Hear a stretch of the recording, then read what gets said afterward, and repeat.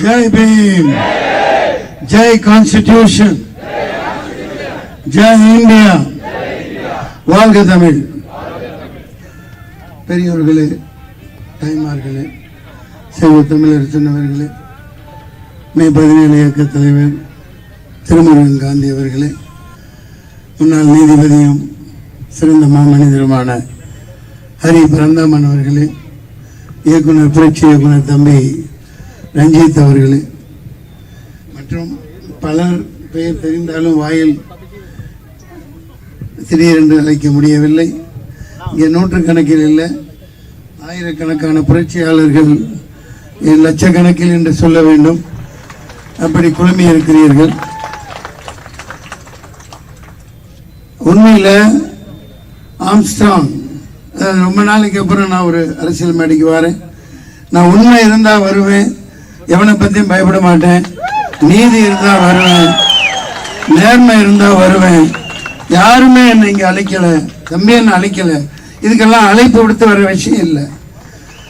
அந்த மிகப்பெரிய மரணத்தை நிகழ்த்தியதுக்கப்புறம், நடந்ததுக்கப்புறம் நான் போக முடியல. ஆனால் அதுக்கப்புறம் இந்த வலைதளங்களில் அவருடைய பேச்சுக்கள் கேட்டு நான் அதிர்ச்சியானேன். எப்படி இப்படி ஒரு மாபெரும் தலைவன, ஒரு புரட்சியாளன, ஒரு டாக்டர் பீம்ராவ் அம்பேத்கர் அவர்களின் கருத்தியலை, அயோத்திதாச பண்டிதர் நூற்றாண்டுகளுக்கு முன்னாடியே எவ்வளவு சாதனைகள் செஞ்சிருக்காங்க, அதெல்லாம் எடுத்து சொல்லக்கூடிய, சகோதரத்துவத்தை போதிக்கிற பேசுற அந்த வலைதளங்கள்ல பார்த்துட்டு நான் உண்மையிலேயே ரொம்ப அதிர்ச்சியானேன். நான் ரொம்ப வெட்கி தலகுனியறேன். எப்படி நான் போற வழியில் எங்கேயோ எப்பயோ ஒரு தடவை அரசியல் இருக்கையில பார்த்துருக்கேன், ஒரு வார்த்தை பரிமாறி பேசியிருக்கேன்னு நினைக்கிறேன் தொலைபேசியில். எனக்கு பழக்கமே இல்லை. இப்படி ஒரு உன்னதமான கருத்தியலை எடுத்துக்கிட்டு எல்லாத்துக்கும் இந்த ஆளுங்கட்சியினருக்கு தொடர்ந்து உங்களை வாக்கு வங்கிகளா பயன்படுத்திக்கிட்டு இருக்கிற கைமைத்தனத்தை எடுத்து சொல்லி மிக பயங்கரமான உன்னத நிலையில கொண்டு வந்துகிட்டு இருந்த ஒருத்தரை திட்டமிட்டு தான் அரசியல் படுகொலை இது நடத்தப்பட்டிருக்குங்கிறது ரொம்ப உண்மையா தெரியுது, வெளிப்படையா தெரியுது. நான் ரொம்ப என்ன பேசுறதுன்னு எனக்கு தெரியல. அப்படி ஒரு சிறந்த மாமனிதரா அங்க பாருங்க, அந்த போட்டோல பாருங்க, அப்படியே ஒரு பச்சை குழந்தை மாதிரி சிரிச்சுக்கிட்டு ரொம்ப ஒரு அழகு. அதாவது இன்னைக்கு எனக்கு எப்படி இழந்துட்டோம், இவ்வளவு பெரிய ஒரு கொடுமைக்கு எவனுங்க வெட்டணும்னு எப்படி மனசு வந்ததுன்னு தெரியல. நான் ஒரே ஒரு விஷயத்தை இங்க வெளிப்படையா சொல்றேன், எல்லா ஊடகங்களும் நோட் பண்ணிக்கோங்க.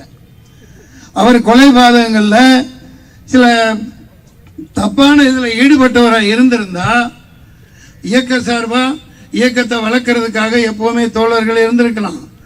அந்த குறிப்பிட்ட நாள் யாருமே இல்லையே அவர் பக்கத்துல, 2-3 பேருக்கு மேல இல்லையே. அவர் அந்த குறிப்பிட்ட நாள்ல தப்பு பண்ணவராக இருந்திருந்தா ஒரு 40-50 பேர் சுத்தியில நின்றுக்கணும். இது ஏன் கேட்க மாட்டேங்கிறீங்க? எல்லாம் ரொம்ப சாதாரணமாக இருந்திருக்காரு. ஒரு 2-3 பேர் கூட இருந்திருக்க மாட்டாங்க. இல்ல, ஒரு கட்டணம் கட்டுறாரு, இப்ப நானும் கட்டுறேன்னா யாருக்கு போய் பார்க்கறாங்க. இந்த அடிப்படையில் ரொம்ப எளிமையா இருந்திருக்காரு.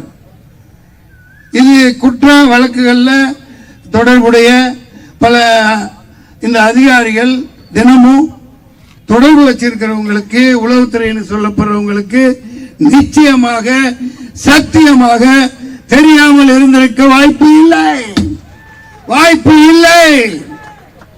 ஏன்னா இவர் வந்து அடிப்படை குற்ற பின்னணியோடு அப்படி ஒரு கொலைபாதகம் செஞ்சவரை இருந்திருந்தா எத்தனை பேரை பக்கத்தில் நிக்க வச்சிருக்கலாமா இல்லையா? ஒரு 49 பேர் புல்வாமால எப்படி திட்டமிட்டு உள்ள அனுப்பிச்சு படுகொலை பண்ணி ஜெயிச்சாங்களோ, எப்படி ஜெயலலிதா அம்மாவை திட்டமிட்டு போட்டு தள்ளினாங்களோ, எப்படி மகாத்மா காந்தியை போட்டு தள்ளினாங்களோ, அப்படி படுபாவிங்க இவர் இருந்திருந்தா நிச்சயமா அரசியல் தமிழகத்தில் மாத்திருப்பார், ஆணித்தரப்பா மாத்திருப்பார். இருந்திருந்தா இல்ல, இப்ப மாத்துவார், மாத்துவார். எவனாலும் மறுக்க முடியாது. ஆக ஒரே ஒற்றை புள்ளியில நில்லுங்க. ஜெயவேல், அவ்வளவுதான் சொல்ல முடியும். வாழ்க வெல்க. தம்பி ஆம்ஸ்டாங் அவர்களுக்கு என்னுடைய ஆழ்ந்த இரங்கல்கள். ஈடு செய்ய முடியாத சகோதரர். என் வாழ்நாளில் அவரோட பார்த்து பேசி பழகாம போயிட்டேன்னு ரொம்ப ரொம்ப வருத்தப்படுறேன். ரொம்ப ரொம்ப வருத்தப்படுறேன். இந்த வாய்ப்பை கொடுத்த அனைவருக்கும் நன்றி. அவருடைய ஆன்மா நிச்சயமாக தமிழகத்தில் அவரோட இடத்தை அரசியல்ல ஒரு மிகப்பெரிய தாக்கத்தை இந்த நாட்டை ஆளுகிற ஒரு உருவாக்கத்தை நிச்சயமா அவர் உருவாக்கும். அதுதான் நாம நீங்க எல்லாம் அவருக்கு சேர்ந்து செய்யற நன்றி கடனா இருக்கும். நன்றி, வணக்கம். ஜெயபேன்.